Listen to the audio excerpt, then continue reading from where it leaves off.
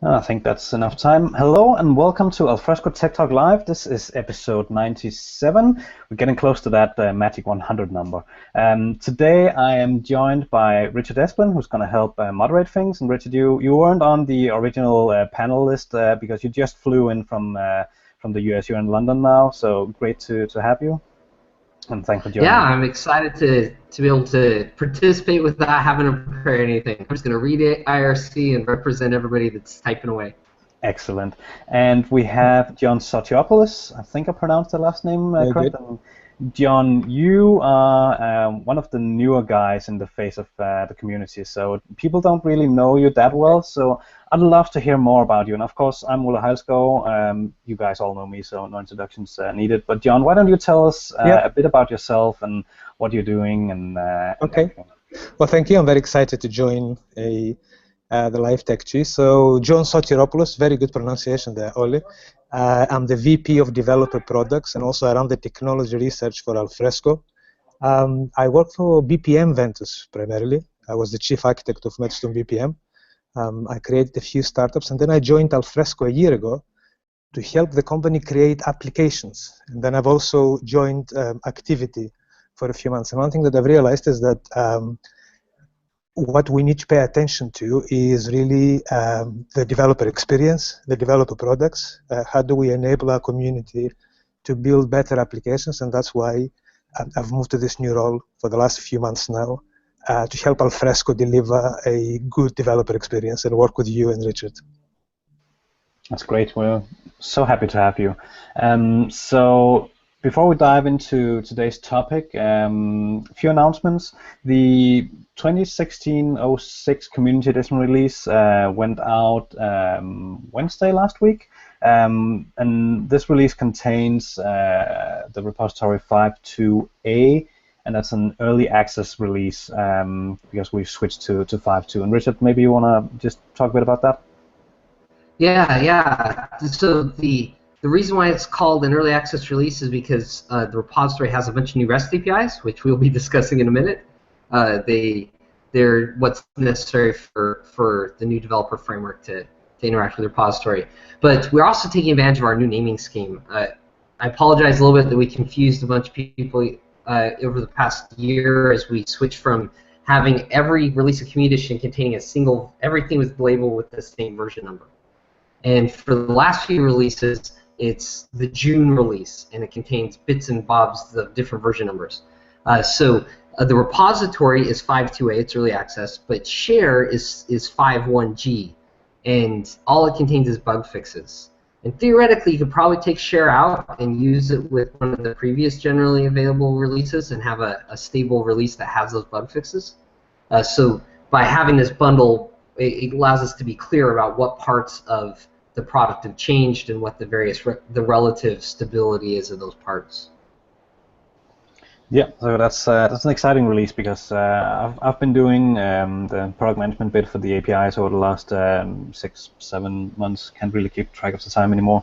And we have a great new set of APIs. If you remember the Tech Talk Live we did in January with Gavin Cornwell, he talked about the future of the REST APIs. So if all this talk about V1 REST APIs is completely new to you, definitely go to YouTube and search for Alfresco Tech Talk Live in January. I think the title was the future of REST APIs, episode 92, 93, something like that. Definitely go check that out. So the second announcement for today is that we are reviving office hours. Yay! So we're doing office hours on the 15th of July, so that's Friday next week, and we will be hosting with Kristen Castaldo and Richard, me, maybe Anthony Jones. So we'll essentially be discussing the new community platform that we're launching pretty soon, and I won't steal Kristen's thunder because it's her project, so she will talk much more about that next Friday. But we'll be discussing the new community platform, what it means for you, what's in there, what's not in there, what's going to happen. But it's super exciting. And then hopefully, we haven't gotten confirmation yet from Anthony. If he is available, he will come on and present the results from the developer survey that we sent out a couple of months ago, which is really exciting. We had lots of participants and people respond to it. So it's really, really appreciated. So great job there. So that will be on the 15th, and I have a to-do item. I was supposed to do this yesterday to set up the events and everything, and I haven't gotten to it yet because I'm preparing for this Tech Talk Live. But either late tonight or first thing in the morning, I promise I'll set up the event and the pages so you people can sign up and get reminder emails. So, yeah.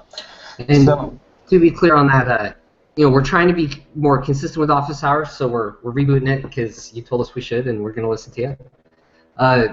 But to be clear, we're talking about the community platform, meaning the hub of activity. We're still going to give it a name that our branding team's figuring that out, but it's the forums and the wiki specifically are going to move to a more modern software package, and we're going to make it easier for people to interact that way. So we're not talking about Alfresco Community Edition platform. We're talking about the forums, wikis, social platforms that we use to collaborate as an open source community and as a community of enthusiasts.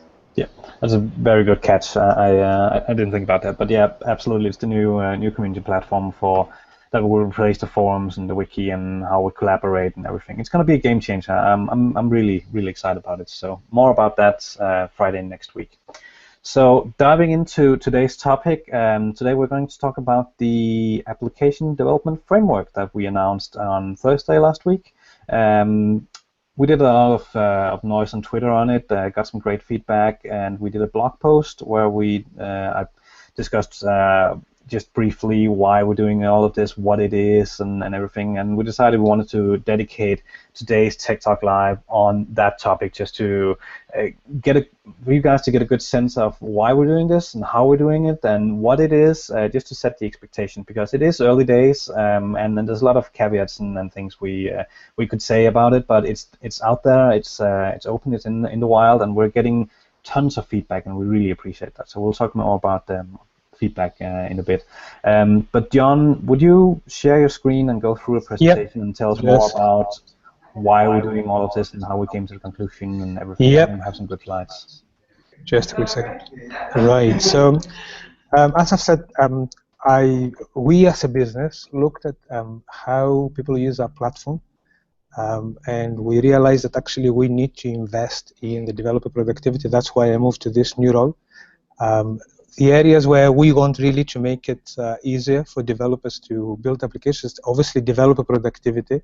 I believe we have a relatively fragmented platform with different interfaces, so we want to kind of provide a more consistent way for developers to build applications, but also we want people to not just do fast applications, but to do good applications with a good user experience and design. And so without kind of having too many buzzwords there, some of the feedback that we're getting from our community, from our customers, from our partners is that, well, actually, we want to be able to iterate very fast without compromising the user experience. Share may be kind of good for what it does, but we want to have a much greater range of user experiences that we want to deliver as we do digital transformations.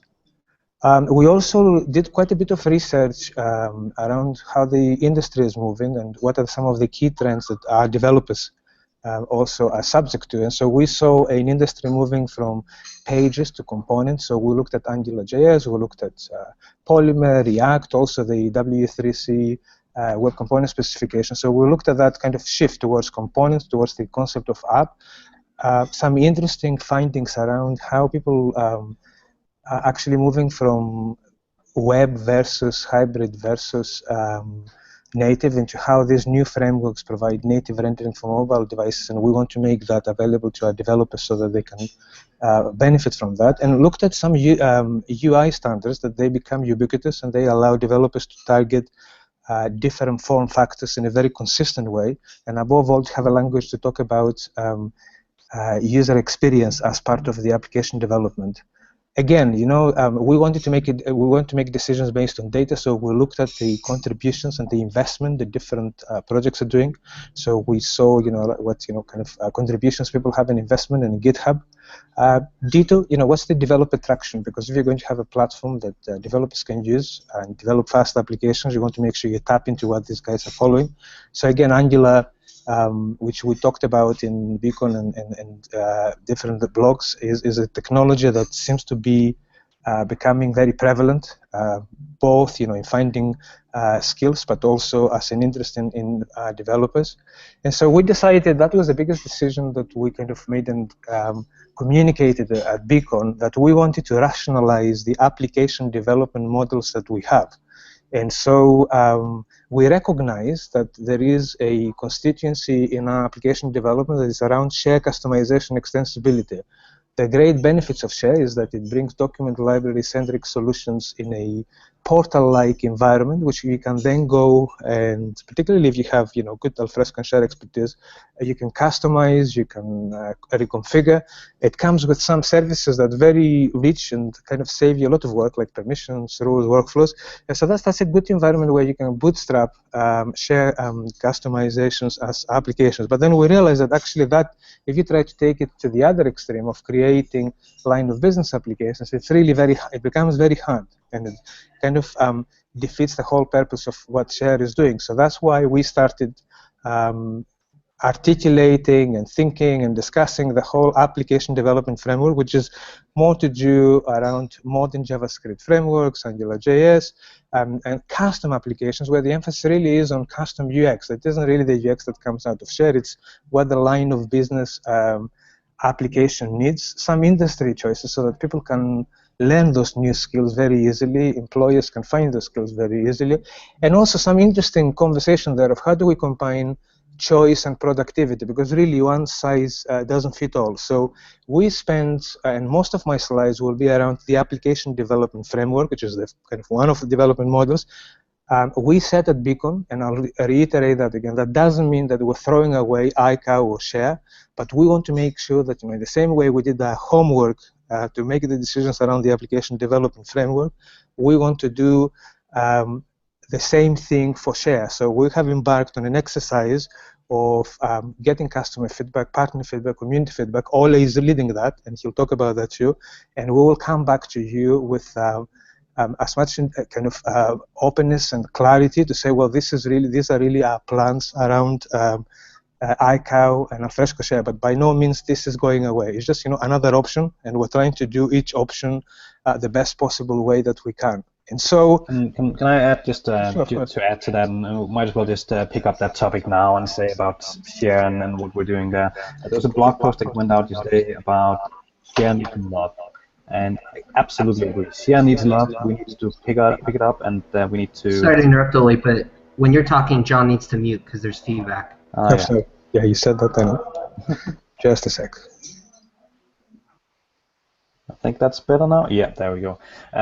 So just to recap, there was a blog post that went out today about Share needs some love, and I completely agree. Share does need love, but we don't want to just do something in the blind. I mean, we sent out the developer survey a few months back, and we have some great data showing some overall areas on what you guys think and think we should be doing and what's important to you guys, but we need more raw data on which areas we should do, because if I look at Share from my personal developer background, I can see huge areas. There's a lot of things that we could improve on, everything from iCow to putting more work into iCow and documentation and resourcing around that, or we could go with making more a document library version, iCow document library, or there's just a bunch of things we could do, but we have no data to back it up because we know very little about, in a structured way, about what you guys are doing with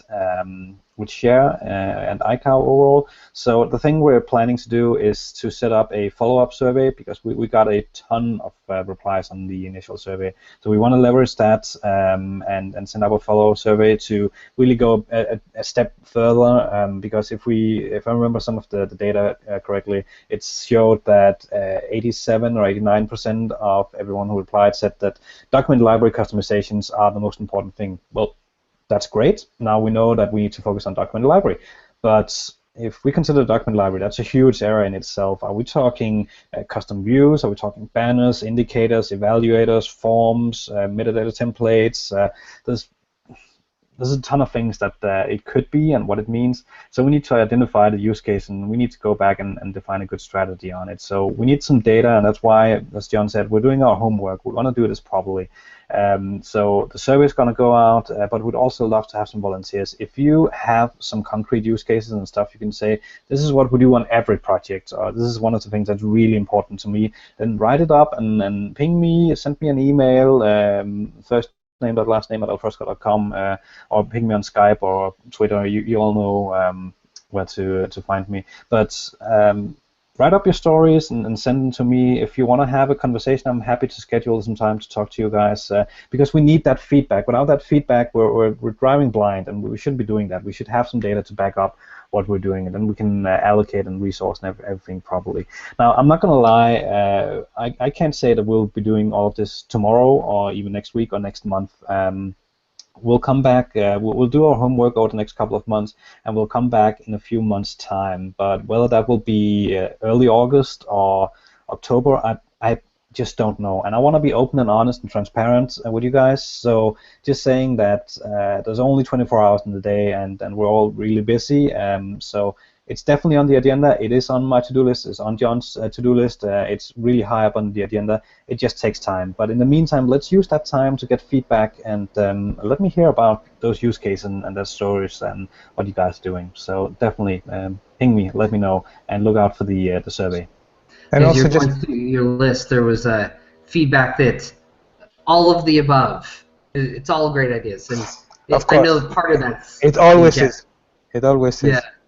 But the challenge we have is this is where this is where we said that at Beacon, and I'll repeat it again. This is where we want to have a relationship of integrity with our community, instead of kind of promising everything, disappearing and doing nothing.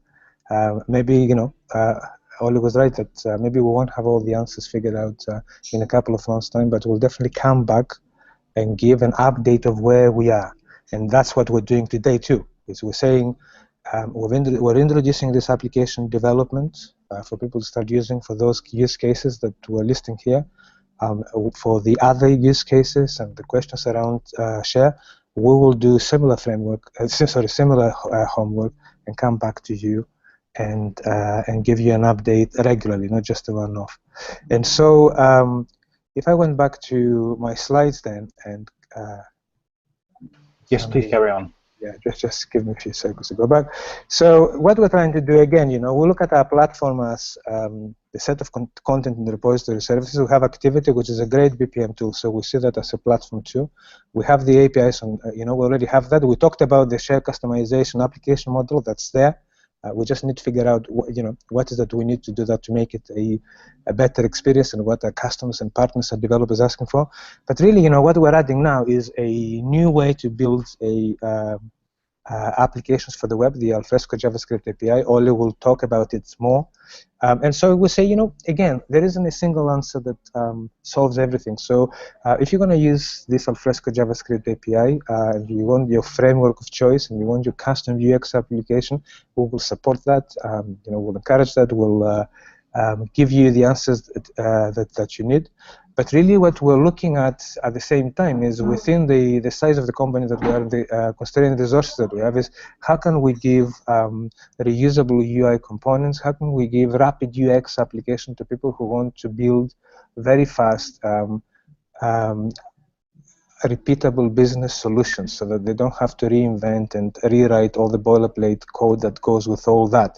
And so for that, the more you invest, the more easier you make it, you become more opinionated, and thus our decision has been to actually, based on the data that we have, to focus on AngularJS and start with Angular 2.0, because that's kind of the latest incarnation of that framework.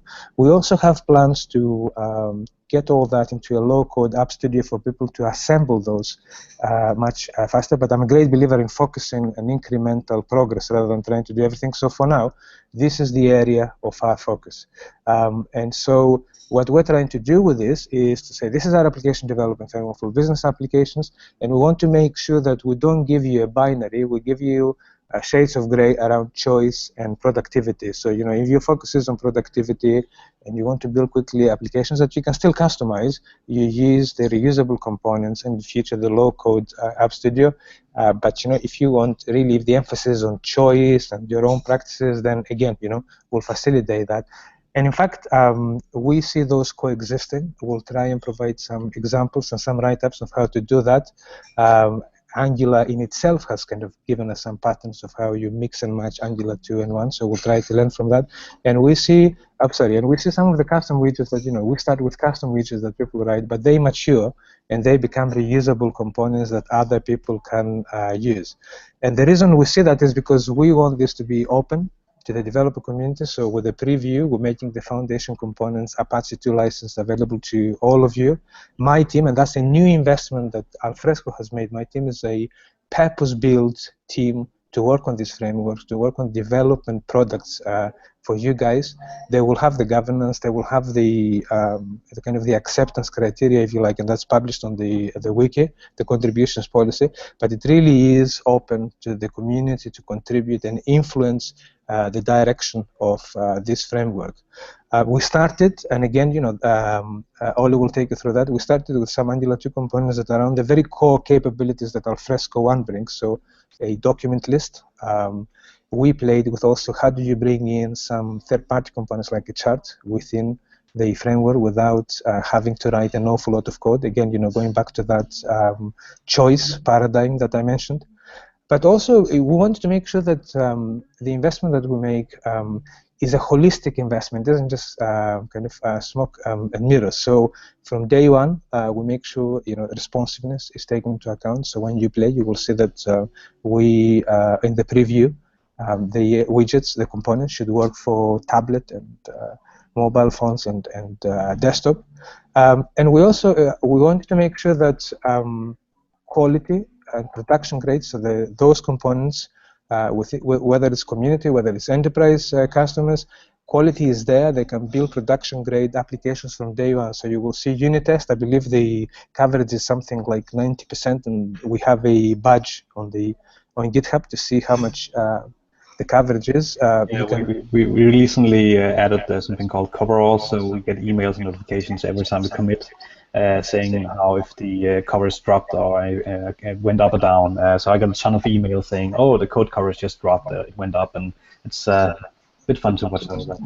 And similarly, for localization, again, you will find couple of components. I think it's the upload component. It's serves as a localization example. If you see a lot of Italian, that's because a lot of people in my team are Italians. It's not a choice from to say anything that we prefer Italian. Accessibility, again, we tested using a tool called Wave to make sure that there are errors, there are warnings, and I'm sure we eliminated the warnings too. And we have a continuous integration rig there so that we can scale. And when I talk about scale, it isn't just me adding developers. I can scale with you guys, the community, with Richard and Oli, working with them to make sure that they're part of this journey and they make the contributions. We'd love to make this a really community-driven project. Again, we tried our best with our documentation. We don't treat the documentation as an aftermath. As the developer writes that, the documentation comes in, and that helps as you fix issues to fix the documentation so that it doesn't become stale.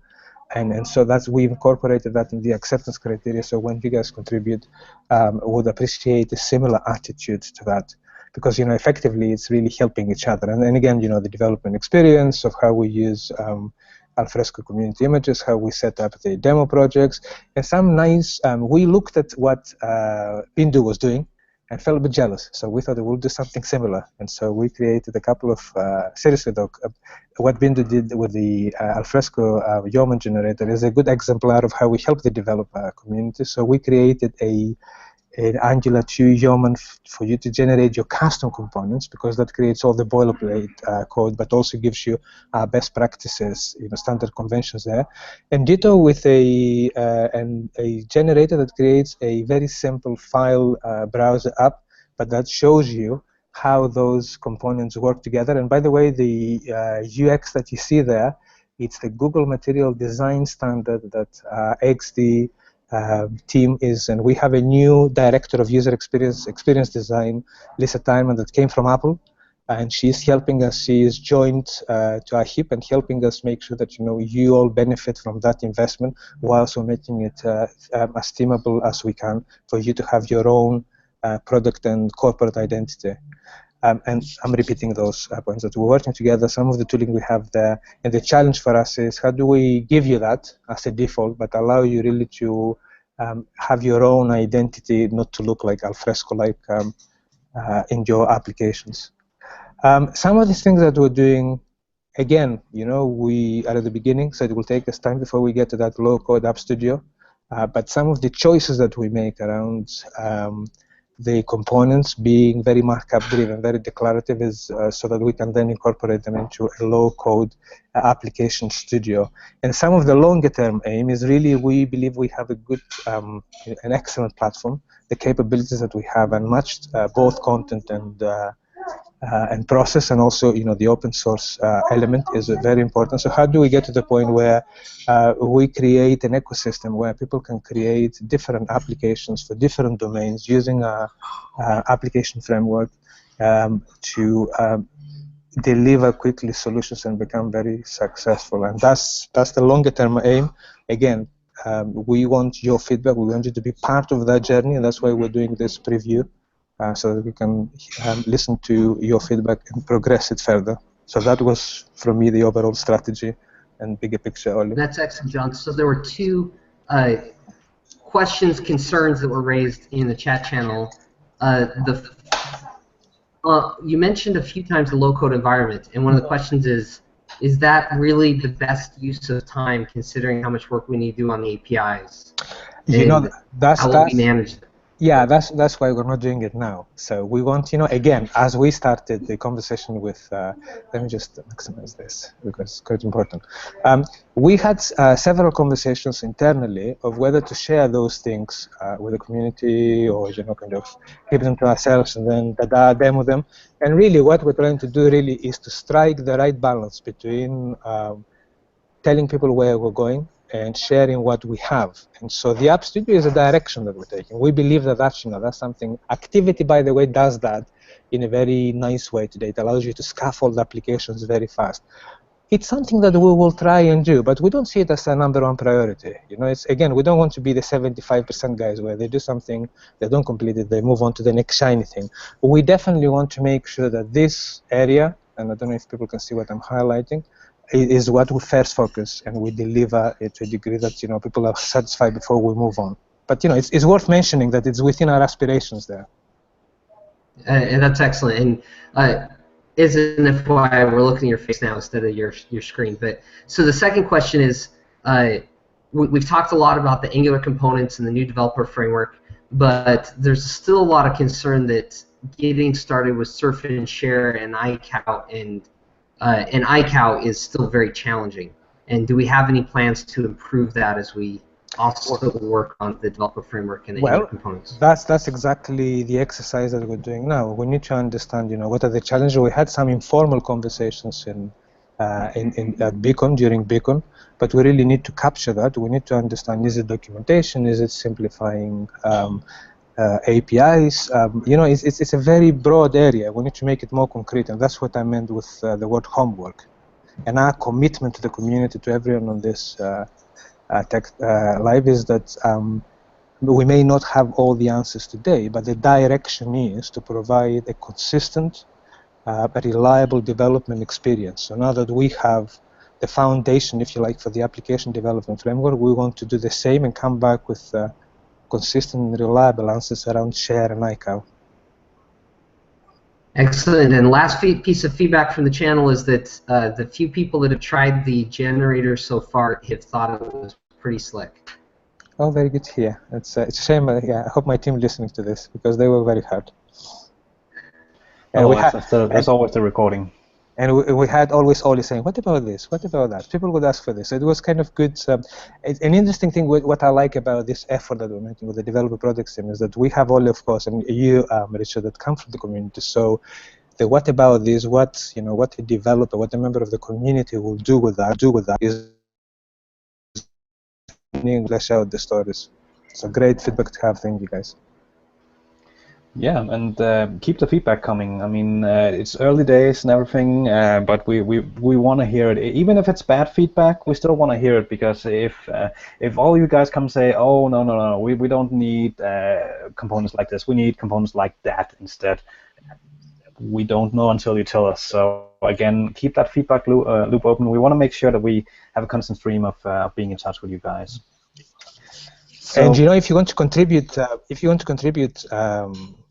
components or code, please do. We want to test that whole contributions policy. I know Bindu has contributed a great logo there, which I like. So I'm hoping to see more.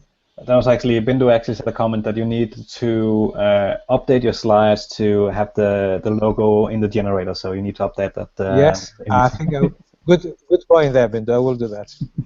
So for the next part, we have 30 minutes left, which I think is good. I have a few slides that I wanted to share, and I want to go a bit deeper into what we're doing and also set some expectations. But before I share my screen and do the slides and a bit of demo and whatnot, I just wanted to talk a few minutes about what it is we released last week and what you can expect from it. So we did what we call internally a developer pre-release. So we opened up the GitHub repositories, we made a lot of noise on it, we wrote up blog posts, we have everything in place for accepting contributions and whatnot, and we'll continue to do some more noise about it, small tutorials and videos on how to do this and that with what we've got. There's two parts to how you run this. One is that you need the 5.2a EA repository version. So you're relying on an early access version of Alfresco because we need the new V1 APIs. That's a hard requirement, and we set that as a non-negotiable thing, that we want to make sure that we get the best of the best. And these new APIs, with Open API specification, we gain a lot of things, and I'll talk more about that, about the JavaScript frameworks. So that's a hard requirement. One of the questions I've been asked most is, can I use this for production? Well, if you feel comfortable about putting an early access version of 5.2a into production, then absolutely. In terms of the components, we do a lot of testing. So we have two layers of testing. One is we have QA, manual QA people in the team who actually help sit down and test it and report bugs and whatnot. They do that day in and day out. We have, like John said, 90-something% test coverage on the whole thing. So we feel pretty good about the state of things. So I'd say for production users, so components, definitely, I would feel comfortable about using them in production. For the EA release, knowing exactly the bits and pieces that went out, personally, I feel good about it. But whether or not you feel comfortable about putting that into production, that I can't tell you guys what to do. I mean, the official standpoint would have to be saying, oh, you should go for the GA release, which we don't have a time frame for right now. So that's just to catch up on that. There's also a few other things that we'll dig into just to really make it highlight what is what and why it is. But let me just share my screen because I have a few slides. It's probably worth getting it into the feed. What is the name of the GitHub repository where people can get everything we're talking about? Yes. So if you go to github.com/alfresco/alfresco-ng2-components, and I'll show that. Just let me share my screen so I can people can see it. Bindu's asking if we're going to backport the new REST APIs so that the framework can be used for existing customers. No. I know that's a terrible thing to say.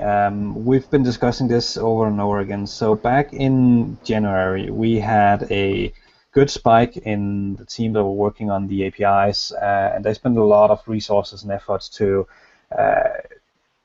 test if we could somehow take the APIs and rip them out from the core of the repository and release them separately as an AMP. Because that would allow us to just say, oh, if you're on something prior to 5.1 or 5.2, you can just install this AMP and you're good to go. Unfortunately, after we spent a lot of resources on it, it turned out that either we would have to pick out a huge chunk and essentially take out all REST remote APIs, all the WebScripts APIs, all the new APIs, and we'll have to rip all of that out into a separate thing, which would mean that once you install the repository, you wouldn't have any remote APIs, or also include the CMS as well. So it became way too big, and delivering a platform where you have to install the basic remote APIs as an optional AMP, that it didn't sound well with us. So we had to abandon that idea. There are ways around it, but it turns out it's a huge effort, and we had to make the trade-off saying, okay, so do we want to spend a lot of time figuring out how we can backport this to older versions, or do we want to spend that time, that precious engineering time, creating new APIs? And we went with creating new APIs, which we're seeing come out in 5.2 now. So that's that answers that, hopefully. I know it's not the answer that everyone wants, but it is the answer that we have. Yeah, it's the honest answer. Yeah. I'm sharing my screen with the link to the GitHub repository. It's in the Alfresco organization, and it's Alfresco NG2 components. And there are lots of frowning faces about not backporting the APIs, and the comment that this will require more time to get real-world feedback, and we recognize that as the trade-off. We put together a plan to try and get a 5.2 GA release of the Enterprise Edition out as soon as possible. We don't know exactly when that'll be, but we realize that that's necessary for us to get this in a situation where people can try it out and give us real feedback. Another thing that we just to wrap up on the API conversations, another thing we discussed was, should we backport it and put it in a service pack? But it creates, speaking personally from experience on the SDK, that compatibility matrix becomes not fun. So imagine a scenario where you have created a new great app using the new app development framework. You talk to a customer saying, oh, you need to be on 5.1. Great. Everything's good. You exchange money and contracts are signed and everything. And then when you have to go to production, you figure out, oh, you're on 5.1.1. You need to be on 5.1.1.6 because that's when the new APIs are available. And that creates tension. Again, that's a thought up and made up example, and it's bad. The other thing is we have a policy saying that we can't add new functionality into Service Pack. So it kind of feels like our hands are tied on this one. I really wish we had a great way to deliver these APIs and make this backwards compatible, but it just doesn't seem possible at this time. Again, I'm open for feedback. If I have a ton of people saying that this absolutely needs to happen, I need to go back to engineering and figure out if this is doable somehow. And reread our options. But again, it's a tough choice to make, and we went with saying we go with the new ones, and we put that in a 5.2 release. So without spending much more time on that, we have 20 minutes left. I need to actually share my screen and go through the slides, and I bet there's a lot of questions. Has there been any new questions since last, Richard? Just that people feel like we really need to backport them, and we'll keep investigating. Yeah. So now I need to share my screen, and hopefully I can share the right one. Yes. So I can't blow this up to full screen because I have multiple monitors attached and something goes wrong. So I just wanted to give a good, not a complete deep dive, but a good dive into what it is exactly that we've created up until now, and what it is and how we can play with it. So if we look at this diagram on the top layer, we have your application. And again, if we talk about the use cases, this is meant if you have use cases that doesn't really fit into Share. You want to create a line of business app or something completely. I mean, we've all had that one project where you customize Share way too much, and at the end of it didn't resemble Share at all anymore. And maintaining that is just a major pain. Or you have an existing application. So the premises of this is that you have your own custom app. Under the covers from there, you're using the Alfresco NG2 components, which will help you do a document library, and I'll do a short demo of what we got. The components themselves are using the Alfresco JavaScript API, and as Axel pointed out on Twitter the other day, we have on a blog post comment somewhere. Axel Faust pointed out that we have a really inconsistent way of describing Alfresco JavaScript API, because we have in the repository we have both server side and client side. We have Nodes API. We have a bunch of things where we say the Alfresco JavaScript API. I will say this: the naming are not final.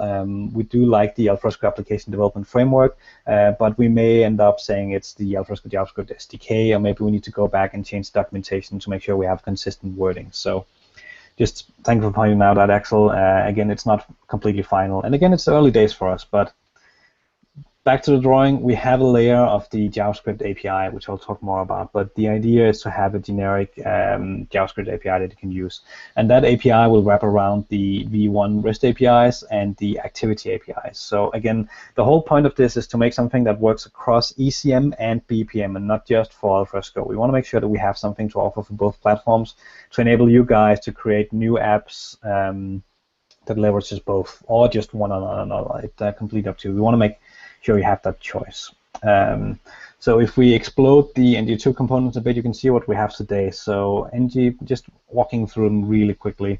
NG2 Alfresco Core is a core component that contains Angular services, so authentication, translation, settings, these kind of core things. It also contains some stuff about context menus. So bunch of core things that all the rest of the components. So I think all of the remaining components actually depend on the Alfresco core. So maybe that should have been sort of up here, but it's a utilities class that handles a bunch of things. Alfresco NG2 login. Technically, it is a component, but in reality, it's a complete, fully functional page. So you define a page within your Angular app, and you get a complete login component. We'll see what that looks like. We saw it in John's slides. But it handles the whole login procedure, and we spend the UX team spent a lot of time designing that page and making sure it looks great, and that we have the best user experience on logging in. It sounds so simple and so basic, but login is actually a big deal when you're dealing with applications. So we want to make sure we have that. The Alfresco NG2 document list is exactly what it sounds like. It's a list of documents. And I'll show more examples of that, but essentially you can pull this component into a page, and it will give you a beautiful Google Material Design based document library. I wouldn't call it fully a document library yet. It is more of a list of documents. So it gives you can navigate the browsers, you can navigate, oh sorry, John just dropped out. You can navigate the document folders and everything. You can preview, you can upload, we have actions, and I'll talk more about that. But it's really cool, and it offers a lot of customization. We have a search component. This is not the full filtered search. It is a more wrapping around the live search, because we need to do a lot of feedback and validation on the broader search components. We have the upload component, which we have some cool features in, and we have the viewer, which is the previewer. All of these are wrapped around the JavaScript API, which is great. And then we have the platform and activity under the hood. So that's, if you're wondering about, oh, what does the architecture and everything, how does everything tie in together, this is the go-to thing. Any questions so far? People really like that we're wrapping both ECM and BPM together, making it easier to build solutions that cover both. Is it using the existing Activity API, and does it work with Activity Community Edition? Yes and yes. So we're wrapping around. Full disclosure, we just put stories on the backlog this week for this week's sprint to start looking at the Activity APIs. But the plan is that we'll be fully functional with Community Edition and Enterprise Edition, and we need to figure out how we do that. But the plan is this should all work across Community and Enterprise. And we don't want to differentiate on that. So definitely it uses the existing Activity APIs, and it will work for Community. And that's the purpose. That's the purpose of the layer, really, to hide all those questions and make it as simple as possible. Yeah. Actually, Jeff's just asked. I keep an eye on IRC, and he said that there's a task component. Yes, there is a task component, but it was a proof of concept to show experimental. Yeah, so don't take that one for granted. We need to go in and properly wire it in through the JavaScript SDK, because I think everything was handled. It was a single serving component that just showed that, hey, we can actually pull stuff out of activity, and this is what that could work like. So it's some early experiments that we see in there, but it's definitely going in, and that's the plan. Talking about the Alfresco JavaScript API, and I know we're putting a lot of focus on the JavaScript API, but there's a very good reason for it, because we realized that if we go back to this slide, we say Alfresco NV2 components, but what if you don't like Angular?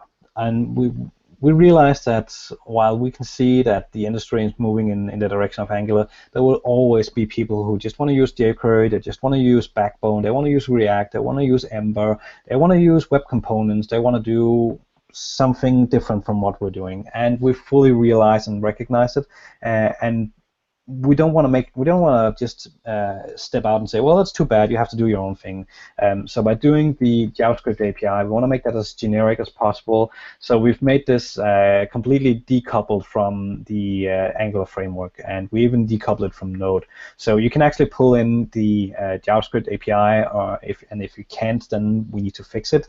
The requirement is that you can pull this into any kind of JavaScript application, and you can be successful. So the goal is to deliver a sorry, I was about to say something inappropriate, butt-kicking developer experience using the JavaScript API, whether you're using jQuery or Angular or whatnot you're using. It should be a really, really great developer experience. It should take care of a lot of the boilerplate code that you have to do, like worrying about authentication, worrying about how you wrap around a certain API, and providing access to custom web scripts. We want to have that in a fluent interface that's easy to use for you, no matter what kind of application framework you're using in JavaScript.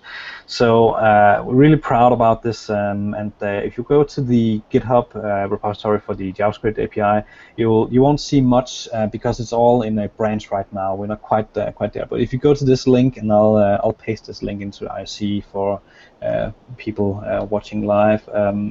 But that's the current development that we have, and you'll see in that README, you'll see a bunch of examples and how stuff works. So there's lots of work being done in this area. So to really take a high-level view of this, if you're using the JavaScript API, you're up here. That's your application, whatever the framework or solution you're using. Then we provide an extraction layer, and then we have an auto-generated set of classes from Swagger. So all the new V1 APIs are marked up with OpenAPI specification, and there's a tool called Swagger CodeGen that actually generates a bunch of classes. And it's not just the stop code and the wrapping and everything, it also handles documentation. If you go to that link from the previous slide, you'll see that there's a bunch of great documentation on how to use the individual calls, what parameters it takes.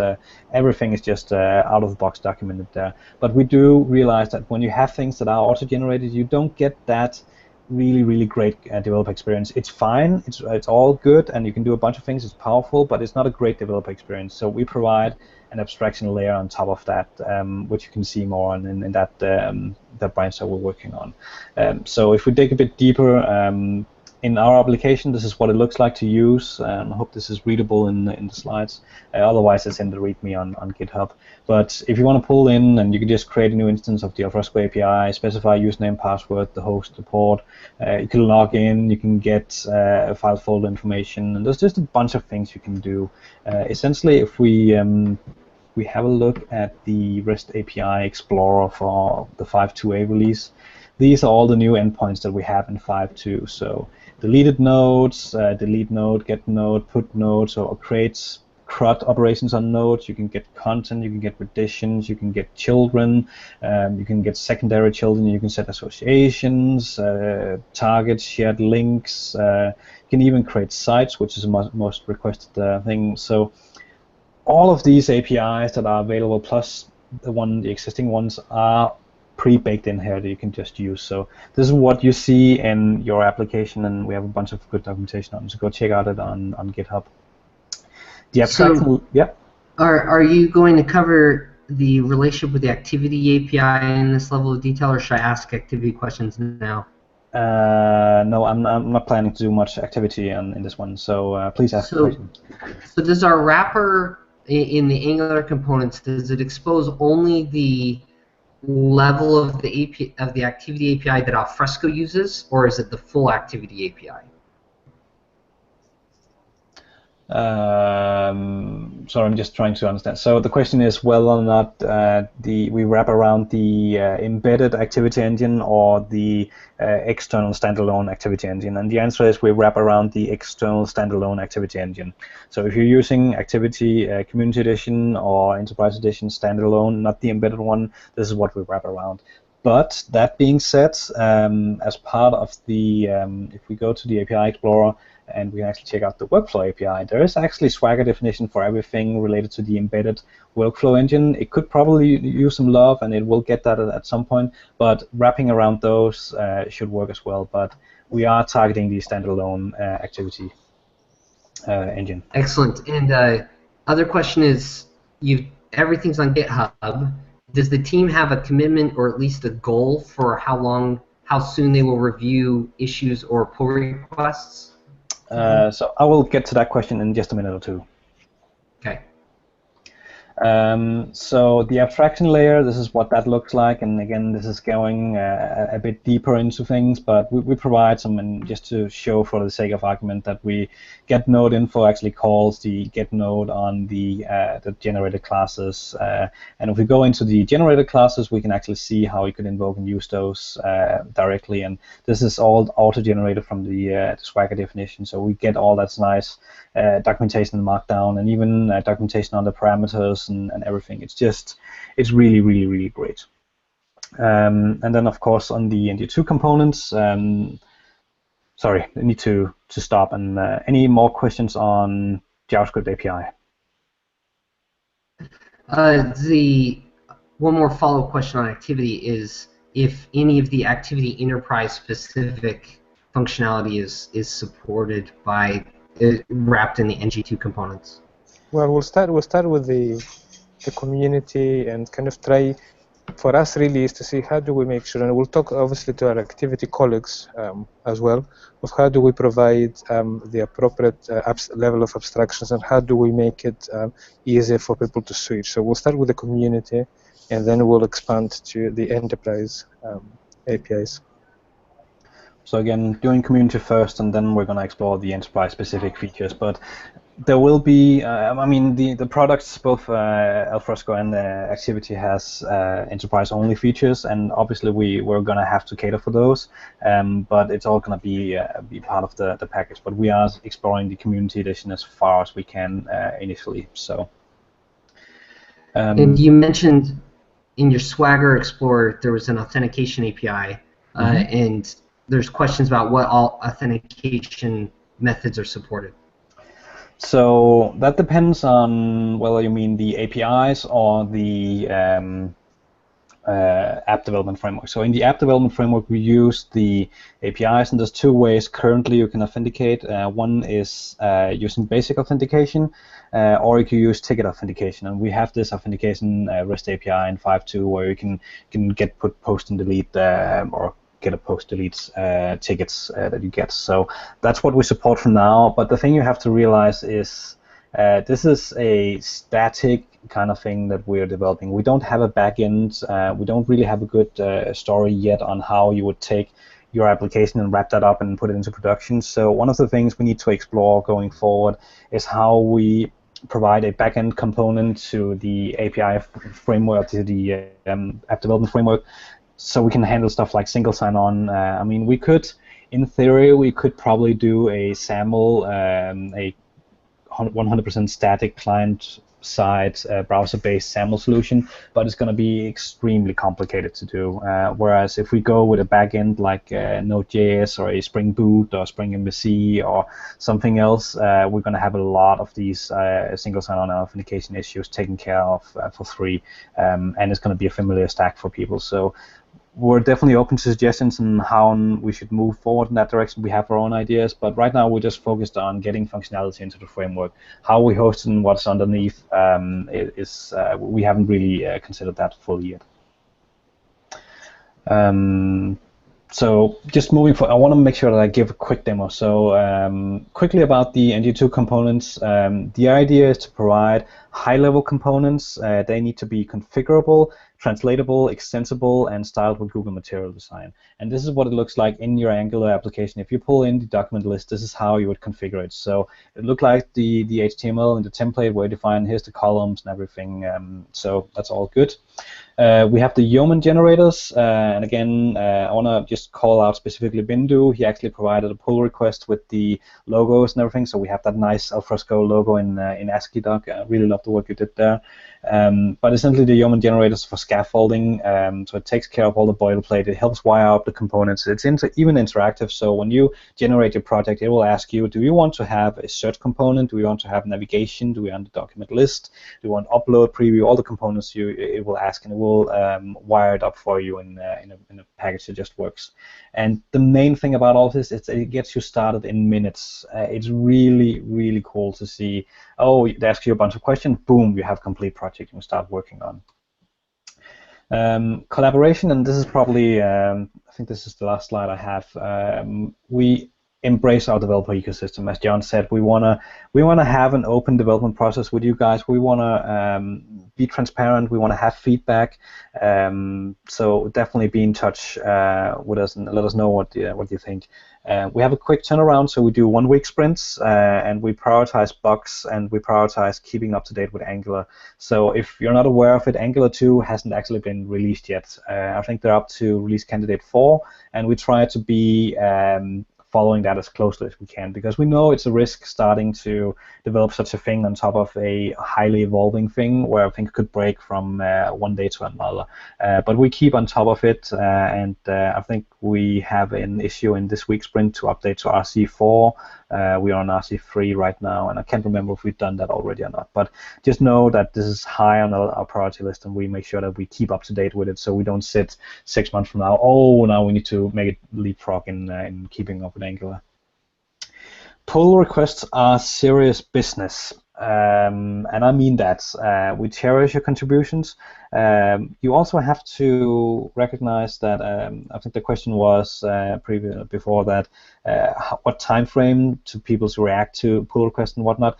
And guys, this is early days. We are crazy busy. We have a ton of things on our backlog.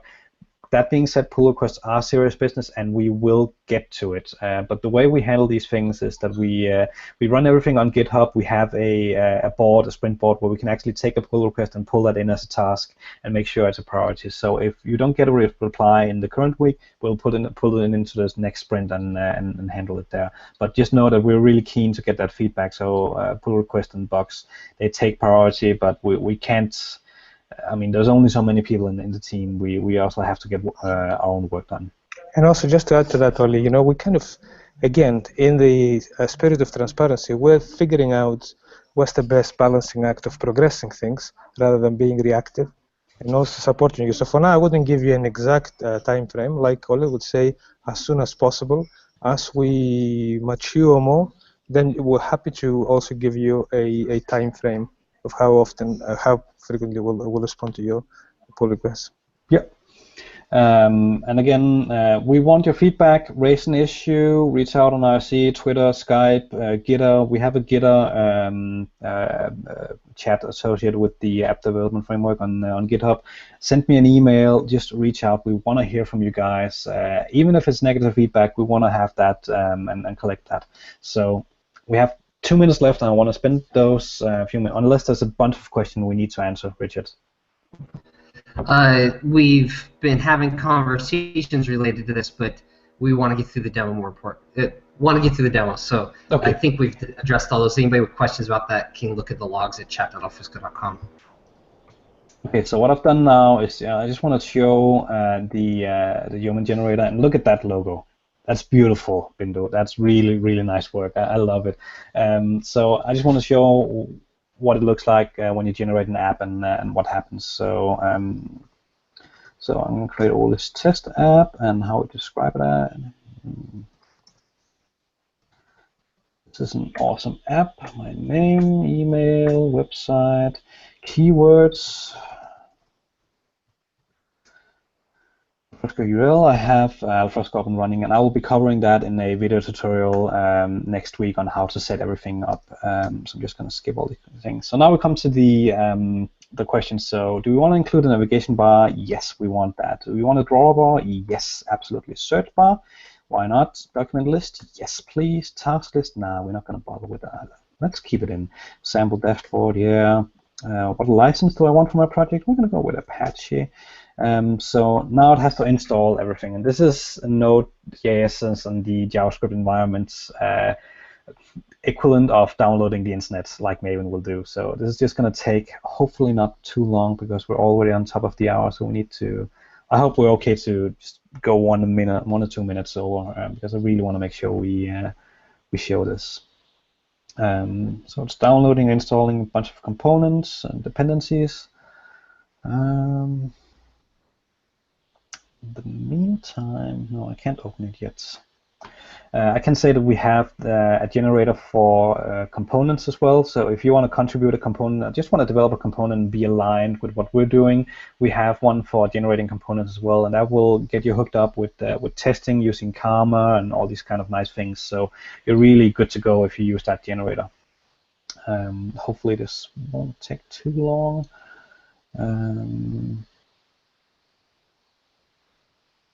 Any questions while this is installing?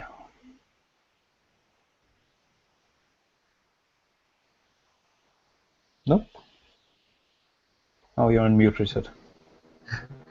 Lots of conversations about how the open source community can help backport the new REST APIs to AMPs. So that is an excellent. Like some people are interested in assisting us with that. That is an excellent point, and I'm happy to pick up that conversation with you guys because, let's face it, we all want this, but our resources are limited. So now we're almost done. There we go. So we have our app, and it was Ole's test app. And the only thing I have to do now is just start it up. So npm start. So if you're not familiar with the way, let's just close this one. If you're not familiar with the way Node works and everything, it serves up. It just does an embedded web server and everything. So demo time. This is what it looks like. The login screen, it's beautiful. We really love the new design. Some remember me, all these kind of nice things. If you enter wrong credentials, it will tell you what's wrong. And we've really made a lot of effort into making this look really, really nice. So once I sign in, you can see that we have a document list because we told it to. So we have the document list. We have all these things below. This is all part of the test page that's generated. So it shows you how you can, if you want to have an upload button separately from the list, this is how you can do it, just to show the examples. We have some quick navigation things. So we want to go to agency contracts, and we can look at this PDF, and the preview works. It's all nice. Again, I'm going over this way too quickly, but let's try and go to the roots. So one of the things I wanted to show, which I think is really, really cool, is by default, and this is something that we've been discussing back and forth with UX, by default, the action is to double-click things. So if you double-click a folder, that's when you enter it and go back and forth. But what if I really, really dislike that? Well, let's first of all, let's open up the project and see what it looks like.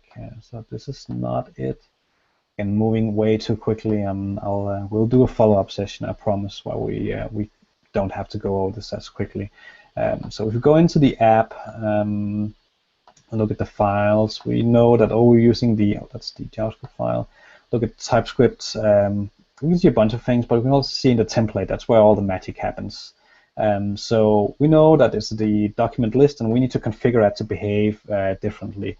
So one of the really nice things that I love is this page. So if you go to devproducts.alfresco.com, you'll be able to browse the components, and you can see all the documentation with screenshots and everything. So now we're looking at the document list, and we can see what kind of things we can do. We can define new columns, we can define new actions, we can define actions for folders and actions for files, all these kind of things. That's all defined in the template. So again, you're just pulling in the component and you're defining the template on what you want to do. So let's try and search for double, because we wanted to remove that double click feature. Oh, we can actually see there's a navigation mode we can set on the document list, and we set that to click. So I just want to copy this in, and we put that in the. Obviously, this is going to be hard to demo because you guys can't see if I'm actually clicking or double clicking, but I just hit save, and I go back, and it should have reloaded everything. So now I can actually just single click things and go back and forth, and it's that easy.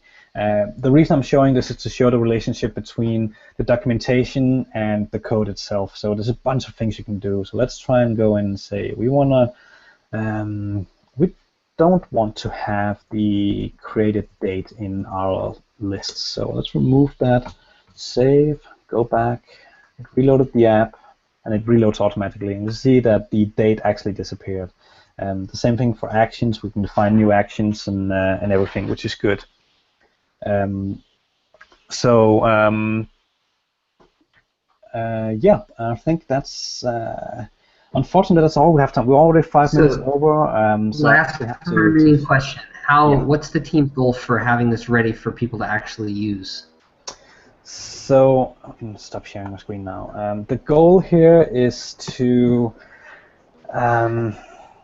John, maybe you can jump in on this one. The goal is to have something done by November. That's when we target a GA 1.0 release of the components, which hopefully should correspond with a release that contains the APIs that are stable for production use. I think, again, we release components as fast as possible because we want to be open. We make sure the components that we deliver are of high quality so that guys can use them, though you will see changes. We would like our first release to coincide around some other announcements we're making in November, plus but in the meanwhile, we will keep releasing more and more iterations of components. What we really need, though, to kind of make sure that we release the right things is feedback. So going back to the audience and saying, the more feedback we get, the faster we can act on that and release components. Yeah. And circling back again with the whole feedback loop and things, if you guys want to help figure out the difficulties around the APIs, or if you can help gather data saying what you guys want, then again, we want to have that open, transparent process with you guys and have a good feedback loop established. So we really want to have that. We want to have a conversation with you, and it needs to be a two-way conversation because we can't just be coming out saying this is what's happening and you guys have to accept it. We want to make sure it's a two-way street. So that's really important to us. Yeah, and as soon as we know that what we're working on really represents value for our audience, developers, customers, partners, and as soon as we have quality that's acceptable and good quality, then we have no reason to keep that to ourselves. So we'll make it available to all of you. Yeah. I think that's it. We're almost 10 minutes over. Any closing comments from Richard, John? I have one closing comment myself. Well, mine is... It's exciting progress. That's my comment. Yeah, and kind of for me, I clearly don't come from an open source environment, but it's great to work with this community, great to work with Richard and Ollie, and I really, really want to re-emphasize that, kind of let's build this relationship of integrity and let's make this a win-win. So very excited. Yeah. So my closing comments is that remember, this is early days. This is a shift in how we've done things in the past. Previously, we've gone away. We haven't told anyone anything. We've worked on whatever thing we're doing, and then we come out a year later saying, "Oh, here's this new thing. You have to love it." Whereas now we've been working on this for a couple of months, and we're releasing it, making it available now. So it's the complete extreme opposite. So I know everyone is anxious to get their hands on this. They want to put it into production and whatnot. But remember, it's so early days, but we want to make sure we get that feedback loop. And I completely understand and I share the enthusiasm that we want to get this to production state as quickly as possible. But let's get that together and help each other out. That's my main thing. The last thing I want to close with is we realized that this was a very quick overview of what we're doing, but we want to keep it a bit high level while still giving you an appetizer of what we're doing. We are planning to do a follow-up Tech Talk Live. I don't have any dates. It will probably be August, but it could be September, where we're going to bring in parts of the team who are actually working on these components to go really deep on actually showing how you can use the components, extending them, and what it means, and then bring up a few use cases and go really deep on it. Maybe it needs to be a longer session or whatnot. I don't know yet, but that's the plan, to do a follow-up where we go more into details about all of this. So with that being said, we need to close this off. We're 10 minutes past. Thank you guys so much for watching, and thanks for all the feedback. And reach out to me if you have any questions, concerns. I'm more than happy to talk to you guys. And we will see you guys on Friday next week for office hours. Take care.